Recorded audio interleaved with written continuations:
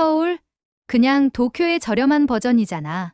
세계적인 방송국 CNN의 대표 다큐멘터리 감독 에바 셔먼은 그렇게 믿었습니다. 그리고 일본 도쿄를 아시아의 미래 도시라 확신하며 다큐멘터리를 완성했죠. 하지만 단 한 사람, 함께 일하던 한국계 프로듀서가 조용히 말했습니다. 감독님, 진짜는 도쿄가 아니라 서울이에요. 에바는 마지못해 서울행 비행기에 몸을 실었고, 그리고 인천공항에 발을 내딛는 순간 그녀는 자신의 모든 확신이 오만이었음을 깨닫기 시작합니다. 이게 진짜야? 이건 선진국이 아니라 미래야. 도쿄보다 앞선 기술, 뉴욕보다 깔끔한 거리, 그리고 무엇보다 따뜻한 사람들. 하지만 방송 직전 본사에서는 서울 파트를 삭제하라는 명령을 내립니다. 서울은 아직 브랜드가 약하다. 도쿄에 집중하자. 커리어를 걸고 진실을 지킬 수 있겠습니까? 지금부터 당신이 몰랐던 진짜 서울의 이야기가 시작됩니다. 아시아의 미래를 보여주는 다큐멘터리를 기획하자. 그 제안이 처음 나왔을 때 모두가 일본을 가장 먼저 떠올렸습니다. 기술력, 질서, 문화의 깊이. CNN 본사 회의실에서 수차례 반복된 단어들 속에서 저는 확신했죠. 도쿄야말로 아시아의 정점입니다. 이 도시를 중심으로 라이징 이스트 시리즈를 시작해야 해요. 저는 그렇게 말했고 결국 기획은 그대로 통과됐습니다. 저는 수십 년 동안 국제 다큐멘터리를 제작해온 CNN의 감독입니다.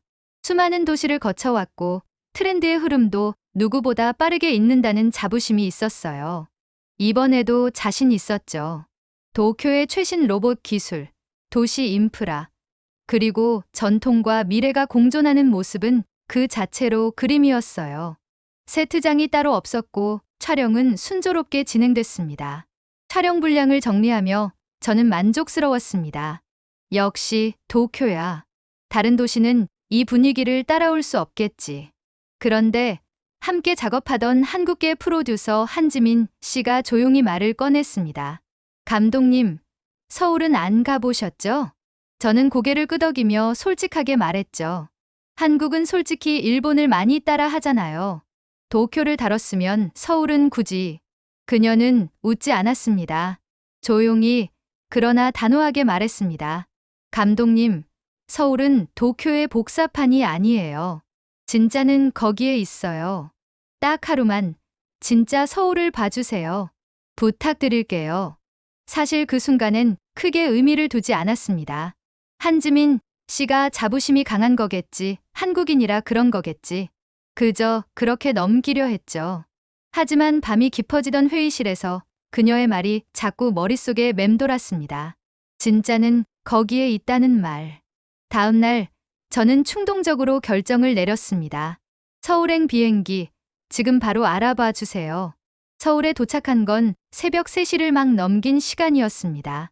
도착하자마자 마주한 인천국제공항은 상상 이상이었어요.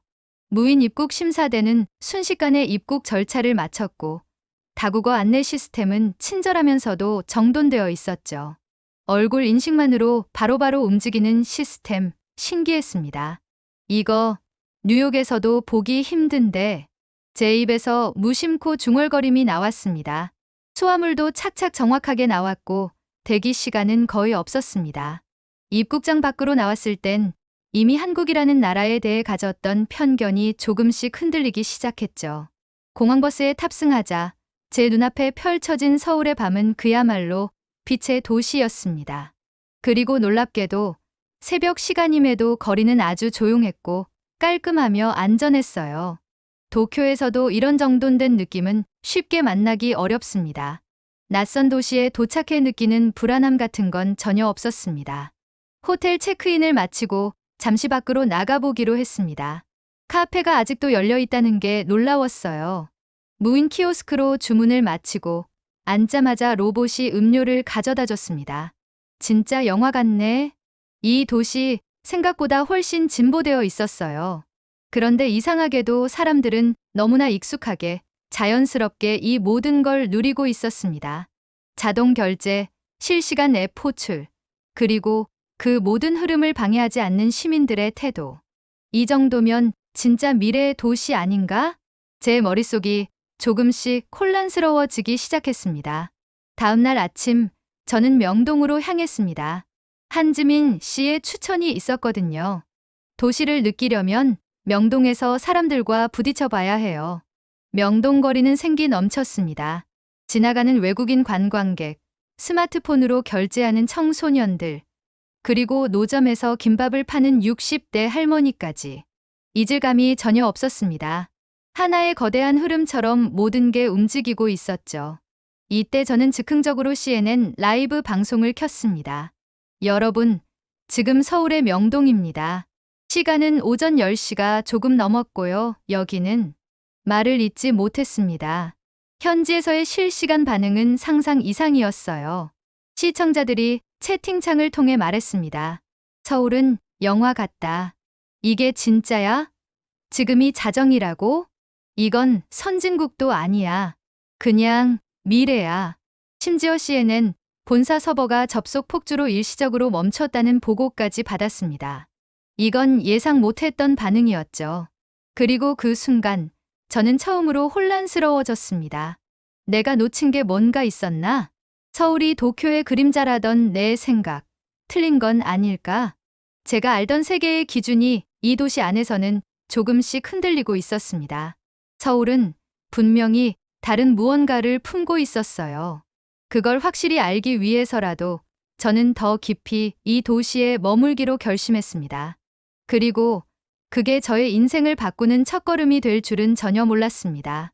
저는 계획에 없던 서울 취재를 며칠 더 연장하기로 했습니다. 단지 관광이 아닌 이 도시의 진짜 이야기를 담고 싶었기 때문이죠. 이틀째 아침, 저는 광화문 근처를 찾았습니다. 세계 어디서나 중심 업무지구는 분주하고 복잡하기 마련인데 서울은 좀 달랐습니다. 사람들은 빠르게 움직이지만 무질서하지 않았고 어느 카페에 들어가든 와이파이는 무료로 제공됐습니다. 의외였던 건 회사원들 대부분이 자기 텀블러를 가지고 다닌다는 점이었습니다. 일회용 컵 사용 줄이기 캠페인이죠. 요즘엔 회사에서 아예 보조금도 줘요. 한 사무직 직원이 환하게 웃으며 말해뒀습니다. 환경에 대한 책임감, 그것도 정부가 주도하는 게 아니라 시민들이 자발적으로 실천하고 있다는 사실은 놀라웠습니다. 미국에선 아직도 커피숍에서 텀블러를 꺼내는 게 어색하게 느껴질 때가 많으니까요. 그날 오후엔 지민 씨의 소개로 서울에 거주하는 외국인 커뮤니티 모임에 참여했습니다. 프랑스, 독일, 인도, 캐나다 등 다양한 국적의 사람들이 모여 있었습니다. 처음엔 다들 조심스럽게 저를 대했지만 CNN 다큐멘터리 팀이라고 소개하자 분위기는 금세 달라졌습니다. 서울은요, 처음엔 좀 복잡하게 느껴졌어요. 그런데 살아보니까 돌아가고 싶지 않아요. 여기선 아이 키우는 게 훨씬 수월해요. 공공의료 시스템이 정말 체계적이에요. 그들 대부분은 서울을 선택한 이유를 이렇게 설명했습니다. 깨끗한 환경, 비교적 저렴한 의료비, 안정적인 대중교통, 그리고 밤에도 안전한 거리. 실제로 제가 체험한 바도 다르지 않았습니다. 서울의 지하철은 어디서든 정확했고 승강장에는 스크린 도어가 설치되어 있었습니다. 승객들은 노약자석을 철저히 비워두었고 노인들에게 자리를 양보하는 모습은 익숙한 풍경처럼 펼쳐졌습니다. 한국은 물리적인 시스템도 잘 돼 있지만 그걸 사용하는 사람들의 시민의식이 정말 뛰어나요. 그 말에 저는 크게 공감했습니다. 그리고 그날 저녁, 저는 또 다른 놀라운 체험을 하게 됩니다. 지민 씨가 꼭 가보셔야 한다며 추천한 장소는 서울 외곽의 한 동네였습니다. 택시를 타고 도착한 곳은 대형 병원과 붙어 있는 치과였습니다. 서울의 의료 기술, 특히 치과 쪽은 세계적이에요. 미국보다 훨씬 저렴하고 빠르죠. 저는 반신반의한 채 진료 과정을 지켜봤습니다. 예약 시스템은 모바일 앱으로 완벽하게 운영되고 있었고 대기 시간은 고작 10분이었습니다. 심지어 치과 의사는 유창한 영어로 환자에게 설명을 해주고 환자 상태를 실시간으로 모니터에 띄워 보여주기도 했습니다. 이 모든 과정이 약 30분 만에 끝났습니다. 진료비는 미국에서 같은 시술을 받을 경우의 4분의 1 수준에 불과했습니다. 이건 단순한 의료 체험이 아니었습니다. 시간과 비용을 아껴주는 시스템이라는 점에서 서울은 분명 선진적인 방향을 가고 있었습니다. 서울의 진짜 힘은 그 도시 자체보다도 사람들에게 있었습니다. 포장마차에서 만난 할머니는 외국인인 저에게도 따뜻한 미소로 김밥을 건넸고, 지하철에서 길을 헤매던 관광객에게 다가가 영어로 길을 설명해 주던 청년도 있었습니다. 외국인이세요? 도와드릴까요? 그 한마디가 서울을 낯설지 않게 만들어 주었습니다. 지민 씨는 웃으며 말했습니다. 서울은 시스템이 좋아서 편한 것도 있지만 사람 때문에 정이 생겨요. 그날 밤 저는 숙소로 돌아와 노트북을 켜고 천천히 메모를 정리했습니다. 그리고 처음으로 생각했습니다. 도쿄가 완벽했다면 서울은 따뜻하다. 서울은 도시 그 자체로 미래이고 동시에 사람의 정이 숨쉬는 곳이다. 처음엔 그저 도쿄의 그림자라고 생각했던 서울. 하지만 며칠 만에 저는 완전히 다른 세계를 경험하고 있었습니다. 그리고 이 경험은 저를 곧 엄청난 갈등으로 이끌게 될 것입니다. 서울에서의 일정 마지막 날, 저는 한강을 배경으로 라이브 방송을 또 한 번 진행했습니다. 이른 아침, 노을과 물안개가 겹쳐진 풍경은 말 그대로 그림 같았습니다. 중년 부부가 자전거를 나란히 타고 지나갔고, 운동하는 사람들, 강변 벤치에서 커피를 마시는 청년들까지 그 누구도 카메라를 신경 쓰지 않았습니다. 그저 그들의 일상이었습니다. 여러분, 이곳은 서울의 한강입니다. 누구든 어느 시간대든 이 강가에 앉아 여유를 느낄 수 있어요. 이 도시의 진짜 힘은 시스템이 아닌 사람들의 삶입니다. 라이브 방송은 폭발적인 반응을 불러왔습니다. 댓글창은 계속해서 올라갔고 서울 이민 가고 싶다. 이게 진짜 미래의 도시다라는 반응이 쏟아졌죠. 하지만 서울로 돌아가는 비행기 안에서 본사 편집국으로부터 한 통의 메일이 도착했습니다. 그리고 저는 그 순간 몸이 얼어붙는 느낌을 받았습니다. 도쿄 중심 편집안으로 수정 바랍니다. 서울 분량은 전체 15% 이하로 조정해 주세요. 저는 믿을 수 없었습니다. 단순한 편집 지시가 아니었습니다. 서울은 아직 브랜드가 약하다. 전통과 상징성이 더 강한 도쿄에 집중하자. 미래의 도시는 도쿄가 중심이다. 이런 말들이 정제된 표현으로 메일에 담겨 있었습니다. 그간 찍은 서울의 풍경, 시민 인터뷰, 현장의 생생한 반응. 그 모든 것들이 단지 브랜드가 약하다는 이유로 지워질 위기에 처한 겁니다. 저는 곧바로 지민 씨와의 미팅을 잡았습니다. 그녀는 조용히 메일을 읽고는 잠시 말이 없었습니다. 이게 현실이에요. 지금까지도 많은 해외 매체들이 일본만 조명해왔어요. 서울은 늘 그림자였죠. 그녀의 말은 비난이 아니라 체념에 가까웠습니다. 저는 회의실에 앉아 촬영한 서울의 장면들을 반복해서 보았습니다. 명동의 활기찬 거리, 한강의 여유, 포장마차의 따뜻함, 그리고 거리에서 만난 사람들의 친절한 말들. 그리고 그 모든 장면 너머에 있는 변화와 진심을 다시 떠올렸습니다. 도쿄는 정교하고 상징적이며 전통을 품고 있었습니다. 하지만 서울은 사람을 품은 도시였습니다. 변화를 두려워하지 않고 세련되게 성장하고 있었습니다. 그 순간 저의 안에서 무언가 결심처럼 올라왔습니다. 저는 메일에 답장했습니다. 서울은 이번 다큐멘터리의 핵심입니다. 이 장면들을 뺀다면 이 프로젝트에서 제 이름을 빼주세요. 그날 밤 저는 편집팀과 통화했습니다. 당황한 본사의 상무는 말했습니다. 이건 커리어에 영향을 줄 수도 있어요. 당신 하나 때문에 전체 방향을 바꿀 순 없습니다. 하지만 저는 조용히 말했습니다. 저는 기자입니다. 진짜를 본 이상 가짜를 택할 수 없습니다. 말을 마친 뒤 저는 노트북을 닫았습니다. 심장이 뛰었고 솔직히 말하자면 두려웠습니다. 하지만 그 두려움보다 더 강한 것은 이 도시를 제대로 보여줘야 한다는 확신이었습니다. 며칠 후 CNN 본사의 긴급회의 끝에 수정된 편집 방향이 통과되었습니다. 서울 파트는 원안대로 방영되기로 결정됐습니다. 그리고 방송 당일 서울 편이 전파를 타자마자 상상도 못했던 일이 벌어졌습니다. CNN 시청률이 역대 최고치를 기록한 겁니다. 미국, 캐나다, 영국, 독일, UAE, 인도까지 전 세계에서 실시간으로 쏟아진 반응은 폭발적이었습니다. 이게 우리가 놓친 진짜 아시아야. 이건 단순한 도시가 아니라 문화 충격이다. 그제서야 본사도 움직였습니다. 편집국 국장이 저를 따로 불러 말했습니다. 우리가 틀렸던 것 같아요. 서울은 브랜드가 아니라 진실이었네요. 그는 손을 내밀며 말했습니다. 진심으로 고맙습니다. 그 순간 저는 알았습니다. 서울이라는 도시는 단지 기술이나 풍경이 아닌 사람과 진심으로 세상을 바꾸고 있다는 것을요. 그리고 그 진심을 지키기로 한 저의 선택이 틀리지 않았으므려. 방송 직후 CNN은 전례 없는 반응에 휘말렸습니다. 서울편이 방영된 그 주 CNN 시청률은 개국 이래 최고치를 기록했습니다. 홈페이지는 서울 관련 검색어로 마비 상태에 빠졌고 서버는 일시적으로 다운됐습니다.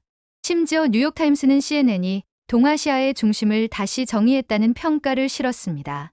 BBC, 넷플릭스, 아마존 프라임 등 글로벌 콘텐츠 플랫폼들이 에바 셔먼 감독에게 다큐멘터리 제안을 보내기 시작했고 유럽 다큐멘터리 페스티벌에서는 서울편이 대상을 수상하게 되었습니다. 특히 중동과 북유럽 시청자들의 반응이 뜨거웠습니다. 우리가 알고 있던 아시아는 편견이었다. 서울은 단순한 도시가 아니라 사람들의 문화다. SNS에는 매일 수천 건의 관련 게시물이 쏟아졌고 이 모든 반응 속에서 에바 셔먼 감독은 조용히 미소 짓고 있었습니다. 본사의 공식 회의에서 CNN 편집국장이 말했습니다. 에바, 우리가 큰 오해를 했어요. 서울은 브랜드가 아니라 진실이었네요. 그는 손을 내밀며 사과했고 에바는 조용히 고개를 끄덕였습니다. 진실을 지킨 거예요. 저는 단지 제가 본 걸 보여드렸을 뿐입니다. 하지만 그 순간 에바는 스스로에게 한 가지 질문을 던졌습니다. 서울은 내게 무엇을 남겼을까? 답을 찾기 위해 그녀는 몇 달 후 다시 서울로 향했습니다. 늦가을, 서울. 낙엽이 바람을 타고 거리를 날고 은은한 아침 햇살이 회색 빌딩을 금빛으로 물들이고 있었습니다. 이번엔 촬영팀도 다큐멘터리 장비도 없었습니다. 그녀는 관광객도 아니고 기자도 아닌 그저 한 사람의 서울의 감동자로 돌아왔습니다. 그녀가 가장 먼저 찾은 곳은 명동. 그날 밤 라이브 방송을 진행했던 바로 그 거리였습니다. 거기에는 익숙한 포장마차가 있었습니다. 그 앞에서 김밥을 팔던 60대 후반쯤 되어 보이는 윤옥자.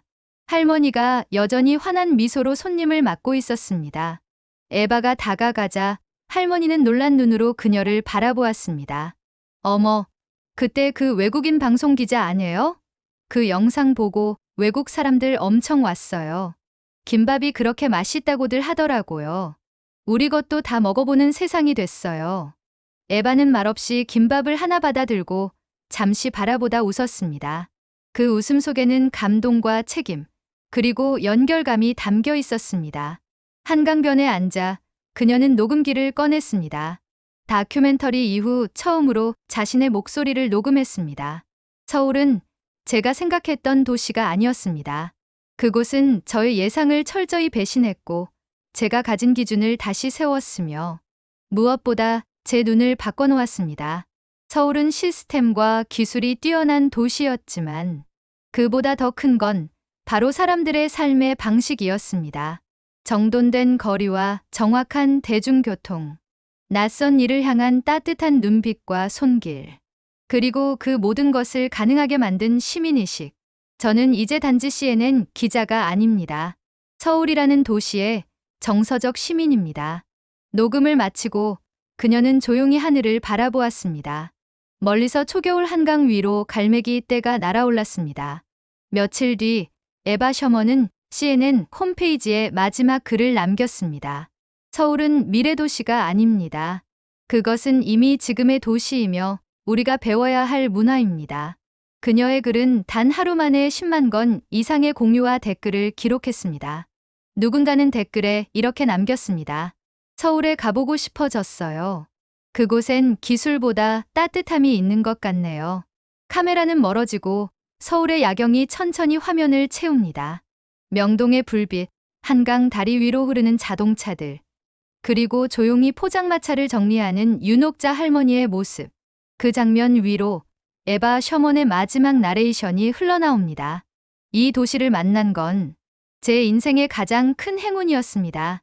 서울은 저에게 도시 그 이상의 의미였습니다. 기술과 시스템을 넘어서 사람의 따뜻함과 공동체의 힘을 느낄 수 있었던 곳. 그리고 그 진심이 전 세계를 감동시켰습니다. 여러분은 서울을 어떻게 기억하고 계신가요? 혹은 서울이라는 이름을 이제 막 새롭게 알게 되셨나요? 이 이야기가 마음에 와닿으셨다면 구독과 좋아요로 함께해 주세요. 여러분의 관심은 더 많은 진실을 세상에 전하는 힘이 됩니다. 그리고 혹시 여러분이 알고 계신 또 다른 서울의 이야기가 있다면 댓글로 꼭 들려주세요. 다음 이야기에서는 또 하나의 놀라운 한국의 진심을 찾아가겠습니다. 세상은 넓고 서울은 그보다 더 깊습니다.